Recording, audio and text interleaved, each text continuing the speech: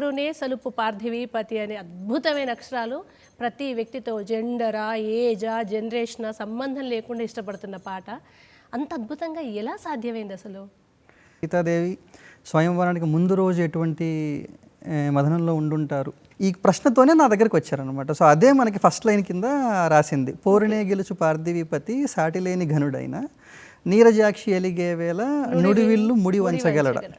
So ఆ particular పదాన్ని ఎట్లా తీసుకున్నాను అంటే, శివధనస్సుని మనం శివధనస్సు ఇతివృత్తం ఏంటంటే, ఆ పరీక్ష ఇతివృత్తం ఏంటంటే శివధనస్సుని విరవాలి అన్నది కాదు, శివధనస్సుని ఎత్తాలి, నారిని సంధించాలి.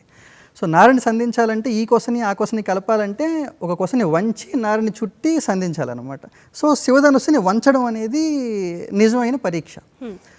అయితే ఒక అద్భుతమైన పదం ఏముందంటే మనకి తెలుగులో నుడివిల్లు అనే పదం ఉంది. మన నుదుటి మీద ఉండే కనుబొమ్మల షేప్ ధనువు షేప్లో ఉంటుందని దాన్ని నుడివిల్లు అంటాం అనమాట. సో ఇక్కడ నాకు ఒక సారూప్యత కనిపించింది.